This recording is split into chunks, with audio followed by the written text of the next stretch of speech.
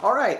Hey, everyone. This is Kit Cabello with Hard Lens Media, and I'm just going to let this live stream just build up for a few more short seconds before we get this live stream started. So, before I do, I just want to say thank you so much to everyone who's been participating and joining us when we go live on Hard Lens Media for our weekly show.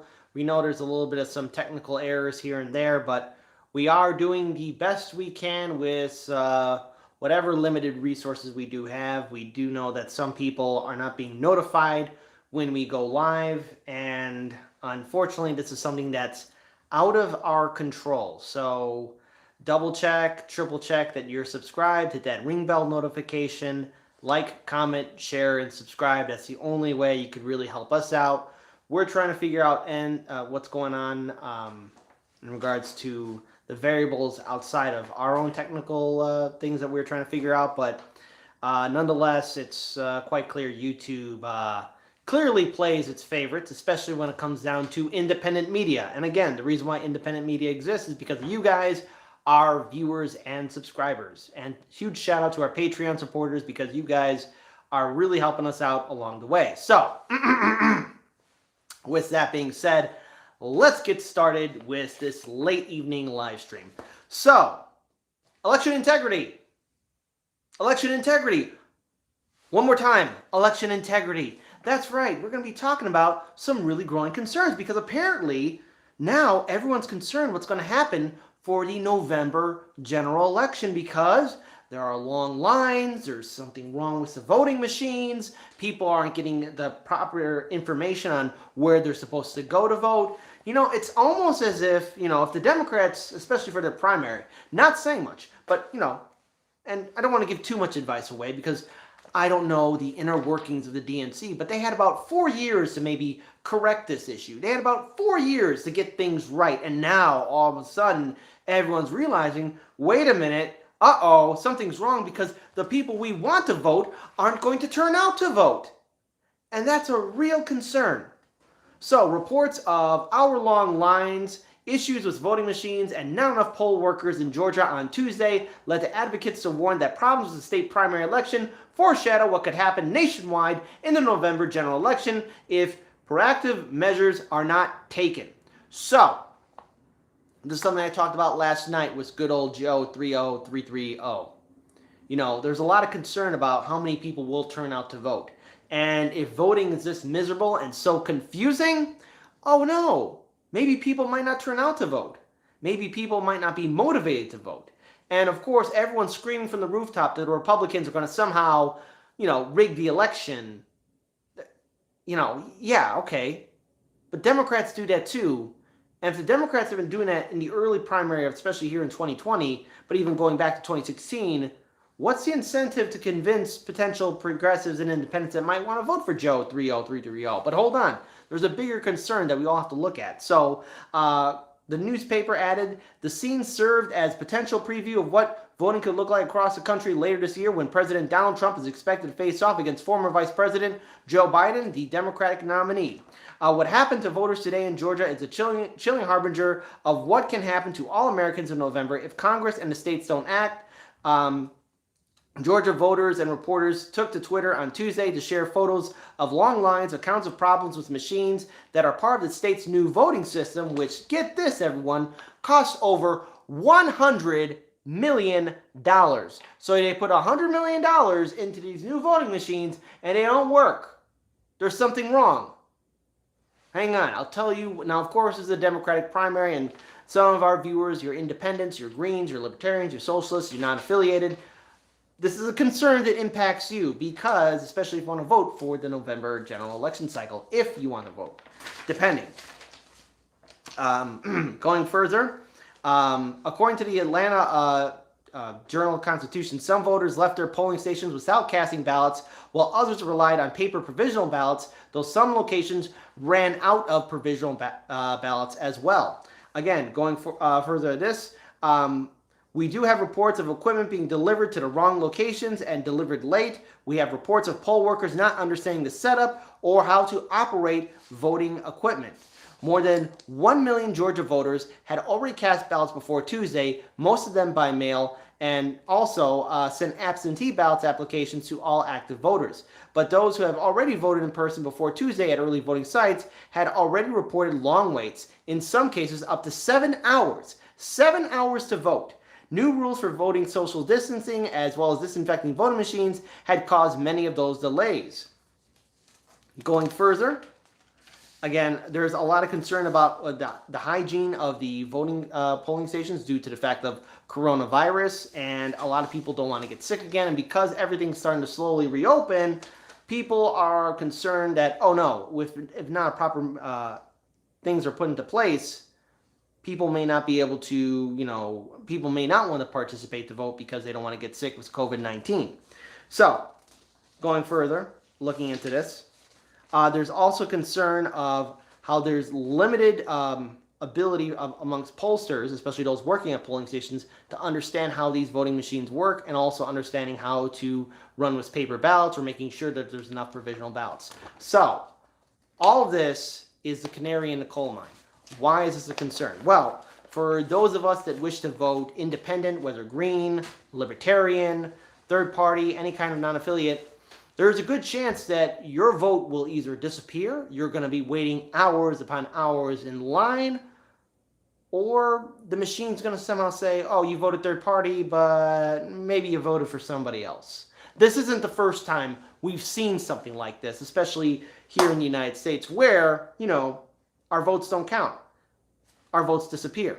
And now the Democrats are concerned that something's going to go wrong.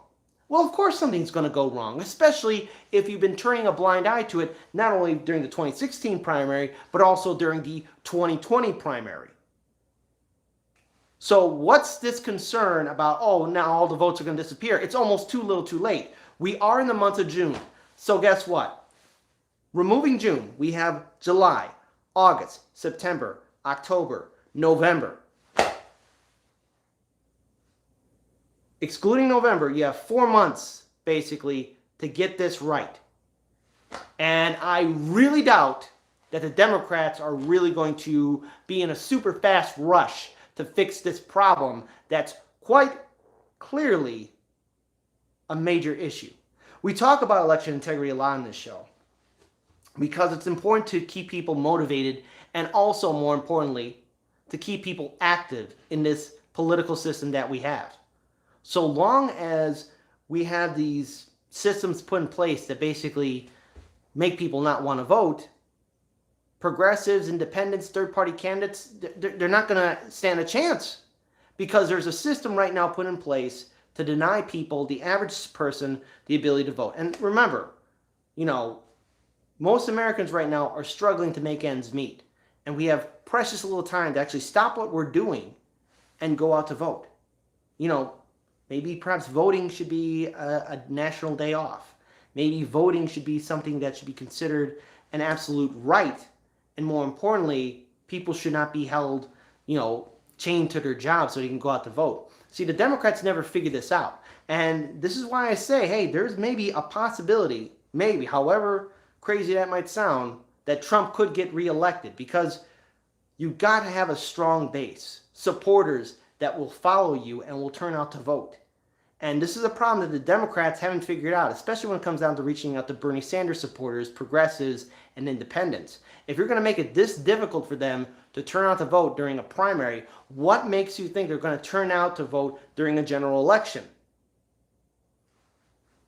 And I know there's a lot of polling data showing Biden beating Trump. I mean, without a shadow of doubt, Trump is his own worst enemy. He's shooting himself in the foot. But Biden is no saint or some political genius playing three-dimensional chess. No. If Biden potentially were to beat Trump right now, the voting machines have to be correct.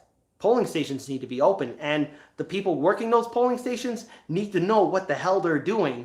Otherwise, we are looking at a second term of Trump.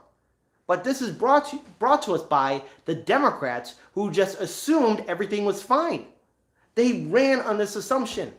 Now, of course, there's going to be pushback from corporate media saying, no, they know what they're doing. They could fix it. They could fix it. Well, we've heard this time and time again.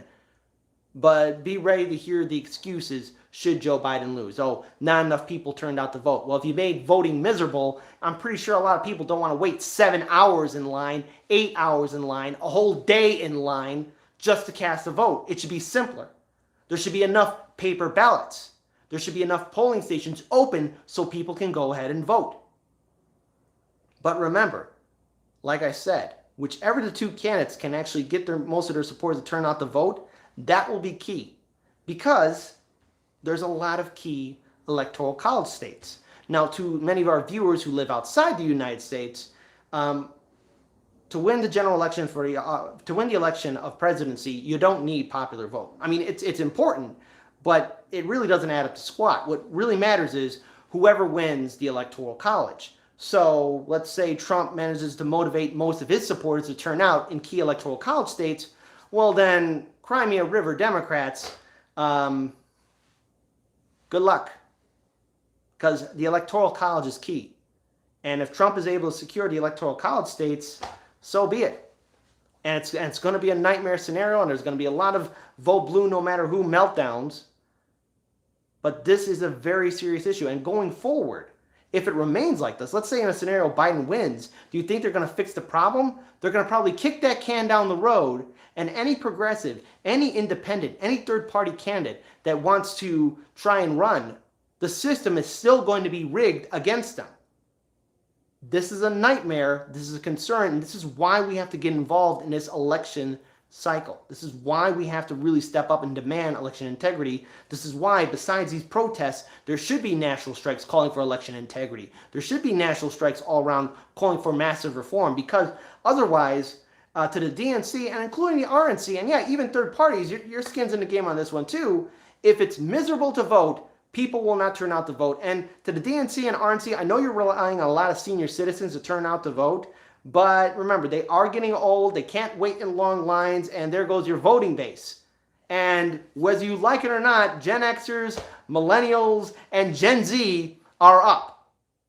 So you better make it comfortable for us, otherwise you're going to lose everything. And no one's going to give a damn about this democracy, especially if it's miserable. The rest of the world, the rest of democracy, I'm not saying they're perfect, but at least they somehow figured it out better than we have. And Georgia wasted $100 million on these voting machines that don't work. Sounds shockingly familiar with what happened here in Illinois. When we covered our 2020 primary, I hate to say it, but there might not be an audit, because this was at the beginning heights of the COVID crisis shutdown. And those votes may never be counted for. We may never know who truly did win the Illinois primary. Of course, corporate media is going to say it's Biden, but there's been reports about those votes being thrown away, disappearing. Just another sad history of Chicago/Cook County politics where votes disappear. I wonder if we'll ever find them. Probably not. This is a major, major issue. And I'm very curious to see how this all plays out. Now, knowing the DNC and RNC, I'm just going to roll this assumption they're probably not going to lift a damn finger. And of course, there might be some people being concerned about it. But the DNC strategy and the RNC strategy is this. Well, we'll just get some of our diehard supporters to turn out, and maybe our group might get the other group because they don't like the other guy's candidate or the other person's candidate, and that's that. But is that a winning strategy? Does that sound like a healthy democracy? It's sick, it's twisted, and this is not how we should elect the leader of the free world. But go figure. This is why, again, we need to step up. So as that being said, we're still not done with the primaries. I know on June 23rd, there's the primary in New York State and in Kentucky, and I'm very curious to see how those two races will turn out. There are a lot of progressives running in Kentucky. Recently, I interviewed Charles Booker. I do hope he's able to win his primary. Same thing was happening in New York. There's a lot of progressives running there too, independents and third-party candidates. And, you know, we might see the same result there too.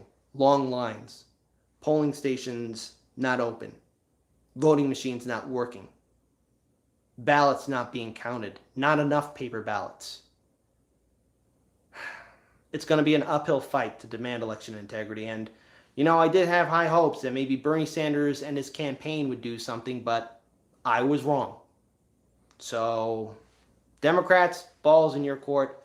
To third-party candidates and independents, you're going to have to work twice as hard because there's a good chance that a lot of your voters might not be able to vote. So, know the rules and regulations of your state's election laws so that you know your rights as a voter, because that's the only thing you could do here right now. Do not rely on the political system to fix it for you, because they'll spend the money, but they don't give a damn.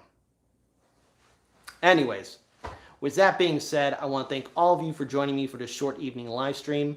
We know that all of you have been really helping us out with this channel grow. It's been an uphill fight, and we've been dealing with some issues with YouTube. But we're going to figure it out. The team and I are definitely talking about some new avenues of approaches, and we will do what we can to make sure you guys get quality content from us. If you want to support independent media, please consider being a Patreon supporter. Your support will help us update our studio and gear and equipment and work on future projects.